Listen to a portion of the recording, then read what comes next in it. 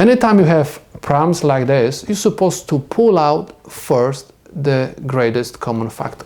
The greatest common factor for 72 and 2 is 2. And in parentheses, I'm going to have 36 minus a square. Now, because I have difference and I have a raised to the second power, I will try to write 36 as a term raised to the second power. This is going to be equal, copy down 2, 36 I can write as a 6 to the second power minus a square.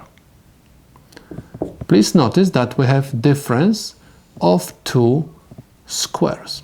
That's why I'm going to use again the formula for the difference of squares. And I'm going to have 2, 6 minus a, 6 plus a. This is the solution to my first problem. Let's take a look at the second one. I'm going to factorize the greatest common factor for 45 and 20. The greatest common factor for 45 and 20 is 5.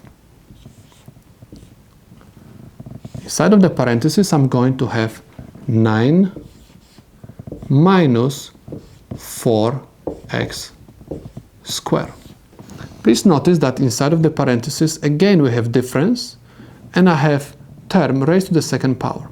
That's why I'm going to write this expression as 3 to the second power, because 9 is equal to 3 to the second power, minus 2 to the second power, because 4 we can rewrite as 2 to the second power, x to the second power. Let me do everything step by step. I'm going to copy down 5. I have 3 square minus, I have to use the properties of exponents, 2x to the second power equals, I have 5, and please notice that I have difference of 2 squares. Okay, that's why I'm going to use this formula again. And I'm going to write that I have 3 minus 2x times 3 plus 2x. Okay, and this is the solution to my problem. Let's take a look at this example. I have common factor, which is equal 4. So I'm going to factorize this first, 4. And I have r squared minus capital R squared.